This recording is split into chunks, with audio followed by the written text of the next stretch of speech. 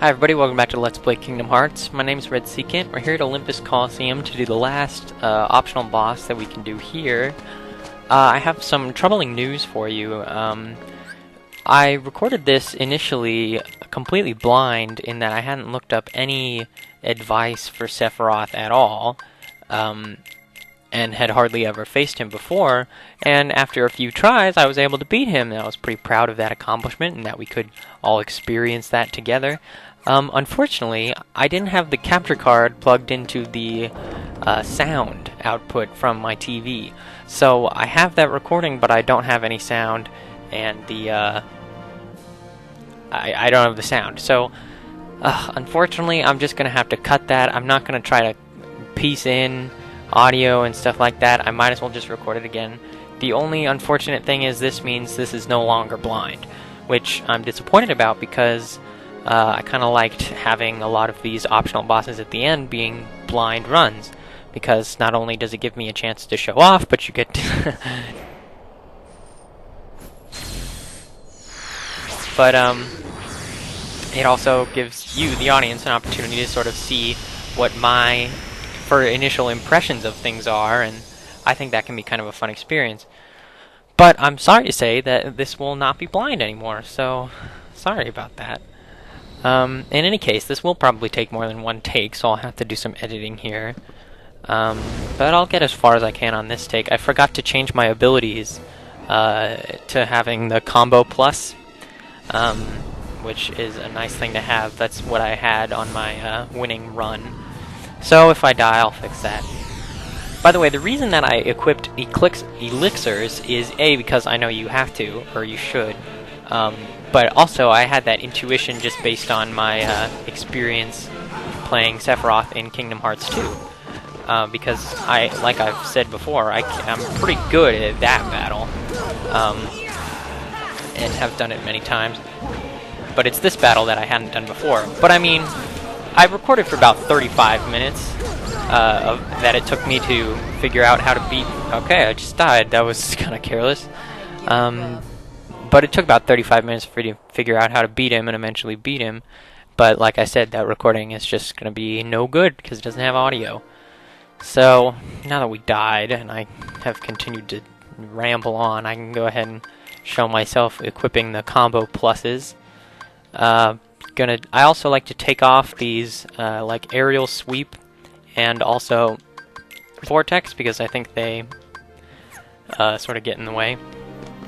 The other thing you should know is that if you do use elixirs in this battle, as you for sure will, then they will be used up outside of the battle as well. So that means basically you don't get the elixirs back after you lose.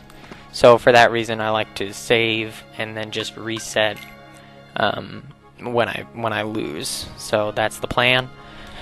Anyways, I guess I'll show you guys the next take, but after that I'll resort to editing together until I suppose I have to show you all the moves, and I'll comment on all the different things he does. This boss is not, I mean, it's hard. It took me a while to figure out how to beat him, but it's not that hard. Granted, we're level 70, we have high strength, we have great accessories, a great keyblade, and that helps a lot, because, I mean, it only takes like 3 or 4 combos to get him down a life bar, and he only has like 5, so it's not that bad. And once you sort of figure out his pattern, it's kind of like Riku at Destiny Islands. It's all coming back to that, and you know how I like battles like that. Anyways, I didn't really talk last time, but what I like to do is throw up an arrow, because unlike in the Ice Titan match, having arrow will not inhibit your ability to do damage to this guy. So, also this fire attack, yeah, it sucks, but it's not that bad if you have arrow, so sometimes I like to just sit there, take the 2 hits that it does, and use that opportunity to do damage to this guy, Sephiroth. And I think he's a Final Fantasy character, by the way, so I'm not the most knowledgeable about all that. Don't die again. Alright, good. It's not that hard. You just have to keep casting arrow, and you keep having to cast cure, and when he does, sometimes you have to use elixirs when he uses the move, and I'll show you that when he actually does it. See the nice having that combo plus really does actually make a pretty big difference. It's nice if you get him up against a wall, because then when he backs up like that, he backs up into the wall, and so he's not actually out of your range, unlike if he's just like in the center, like right now. See, there's no way we could have gotten all the way over there. And but when he's up against a wall, this can be advantageous. As you see, it took a couple combos to get him to start taking damage at all. I think he just has a little bit more HP than his HP bars indicate. Like, he has sort of almost into a 6th bar, but I don't know, maybe the game only is programmed to show 5 bars. But it's not a big deal. I mean, he'll start taking damage eventually, don't worry about it. I thought maybe it was like an arrow thing, but it's not, so no worries. So after a while, he'll start running around and doing... He's just started to do this Sin Harvest move, which is the one where he'll take away all your HP and all your MP, and the best way to handle that is to use an elixir right when he uses it, and I'll show you how to do that once we get an opportunity. But you can also hit him if you're really quick and he's like right there, then you can hit him. See, that was too far away, so let me show you. So you throw up the elixir basically right after that sound goes, and then you're just fine, spot on to continue the fight as normal. But if you're right there when he starts to cast it, you can hit him and he'll cancel it. So it's a good move. I mean, it's a good technique to try to get him to cancel. I feel like it was a little easier in Kingdom Hearts 2 to get him to not do that. Yeah, we're not close enough. The trick is to use the elixir right when that, at the right time, right after that little sound goes. Alright, he'll also do this move, which is fairly easily blocked with block. Though the last attack is not blockable, I believe. Okay, he's doing another Sin Harvest. If you don't use that elixir, he's going to run up there and do a quick attack, so you got to be really quick. And it just takes a little practice to get the time down, but I mean, like I said, I've only fought this guy 6, 7 times, I don't know, and I've only beat him once, so it doesn't take too long to get the pattern. But basically, as far as finding times to attack him, just find times to attack him. There's no trick. You're just... the only trick is to get him against a wall so that he's within range after he retreats. But that doesn't even always work. So, you'll find it. I mean, the other trick is to attack him during that fire move, which he continues to do throughout the battle. Okay, we're in trouble because... Shoot. Crap. I needed a cure and an arrow there, and I didn't have time to throw them on. Oh well. Okay, so I'm going to resort to editing now, so I'll see you guys in a little bit. So in this second phase, I forgot to point this out last time, but in the second phase, he's a little bit faster as he runs around your arena. So that's just another thing to worry about, but it's not that bad. Okay, so I hit him pretty late in his cast there. I think as long as... Oh, well, good. This is a new attack that he's going to do. He's going to start throwing all kinds of magical, dark stuff at you. And I don't know. I don't really know how to avoid it. It seems to me that he only really does this attack once. So, I don't know. Run around, have arrow on so you don't take too much damage, and then he'll spirit bomb you. But as long as you have arrow... you'll be just fine. And then actually this next phase I feel is kind of easier. He seems to have graduated from using Sin Harvest.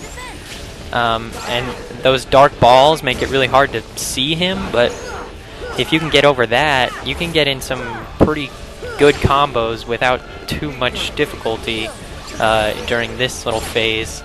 And all he seems to do is that little spinny spin attack, and then he just lands and he's open for a combo.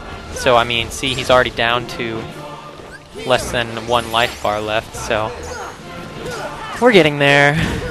I don't think I'll cut away unless I die. Oh, I need arrow back. You really need arrow, even if you don't think you need arrow, because anytime he might start doing that attack where he just relentlessly pummels you. Is he doing... Oh, shit. Oh, that was close. I just barely got that elixir in, but yeah, this is the attack I'm talking about. I did manage to avoid this once by dodge rolling at just the right time. What's he doing? Oh, he's doing a Sin Harvest. You see how Sora throws the elixir and then it, like, works on him? That's the trick. Oh, is he doing... Oh, okay, he's gonna do this thing again. He's almost dead. You think if we just ran in there, we could hit him? No, we're gonna die. Don't die, Sora. Come on, heal. Alright, he healed. And as long as you have arrow, like, whatever. Spirit Bomb, all you freaking want, Sephiroth.